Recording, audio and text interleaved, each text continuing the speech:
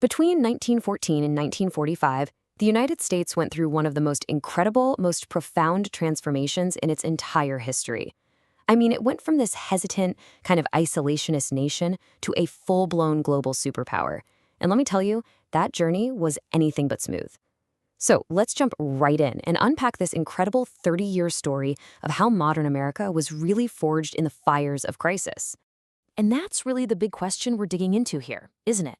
How on earth did two world wars, an era of just explosive consumerism and a catastrophic economic depression, completely reshape America's identity, its economy, and its place in the world? All right, so here's how we're going to tackle this. We'll break it down into 5 key stages. We'll start with the impact of the First World War, then dive into the roaring but really conflicted 20s. After that, we'll witness the absolute devastation of the Great Depression, then analyze the government's radical response with the New Deal, and finally, see how World War II basically cemented America's new role on the world stage. So let's start at the beginning. You have to understand, America wanted absolutely nothing to do with the war in Europe. The mood of the country was overwhelmingly isolationist. But as it turned out, staying out just wasn't an option. So what changed? Well, 2 major events completely shifted public opinion. First, in 1915, a German submarine sank the British passenger ship, the Lusitania, and over 100 Americans were killed. That caused outrage. Then, in 1917, the Zimmermann telegram was intercepted. This was a secret message from Germany to Mexico, basically proposing an alliance against the United States. And that was the final straw. America declared war. The war didn't just change America's foreign policy, it totally reshaped the country from the inside out. With so many men going overseas to fight, factories in the North were desperate for workers. This created this massive pull for African Americans in the rural South, and it triggered what we now call the Great Migration. We're talking about one of the most significant demographic shifts in American history. But things on the home front got tense, really tense. To stamp out any opposition to the war, the government passed the Espionage and Sedition Acts. These laws essentially made it a crime to speak out against the war effort. It led to this major clash between national security and individual liberties. It even got to the point where socialist leader Eugene V. Debs was sentenced to 10 years in prison just for giving an anti-war speech. After the war, President Woodrow Wilson had this grand idealistic vision for the future. He laid it all out in his 14 points. And the centerpiece of the whole thing was a League of Nations, an organization designed to prevent future wars. It was a beautiful idea. But back home, the U.S. Senate rejected the treaty. Why? They were terrified that the League would just drag America right back into the European messes they had just fought to get out of. And yeah, that decision to turn inward, it totally set the stage for the 1920s. America basically slammed the door on the rest of the world, and the result was this wild decade of contradictions. It was a period of incredible economic growth, but it was running right alongside these deep, deep social fears. So what was fueling this boom? Well, a huge part of it was this absolute revolution in manufacturing, led by none other than Henry Ford. His moving assembly line was a total game changer. By breaking down car manufacturing into these tiny, repeatable steps, he made production insanely efficient. This drove the cost of the Model T way down, putting cars in reach for the average family for the first time ever, and it fundamentally changed how Americans lived and worked.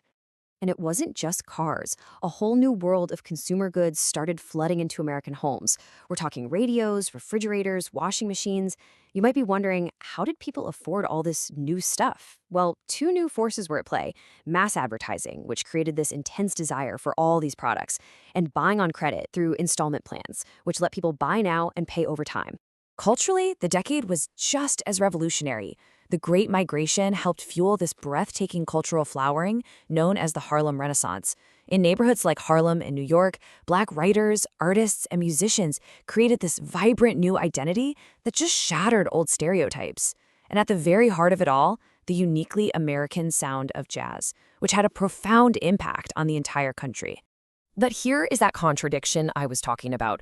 Right alongside all this incredible cultural energy was a deep-seated fear, the Red Scare. This nationwide panic over communism led to government crackdowns and deportations. And that same anxiety led to new laws that drastically restricted immigration, especially from Southern and Eastern Europe, reflecting this growing anti-immigrant sentiment. You know, that high-flying, credit-fueled party of the 20s was really living on borrowed time. And in 1929, it all came to a sudden, catastrophic halt, kicking off the nation's darkest economic chapter, the Great Depression. So, what on earth went wrong? Well, one of the main culprits was something called buying on margin. Essentially, people were borrowing huge amounts of money to gamble on the stock market, and this worked out great as long as stock prices kept going up. But when the market stumbled in 1929, brokers made margin calls, demanding people pay back their loans immediately. To do that, people had to sell their stocks, which pushed prices down even further, creating this vicious downward spiral. The human cost of this collapse was just staggering. I mean, look at this chart. It really shows you the scale of the disaster. In 1929, unemployment was just over 3%, which is pretty normal.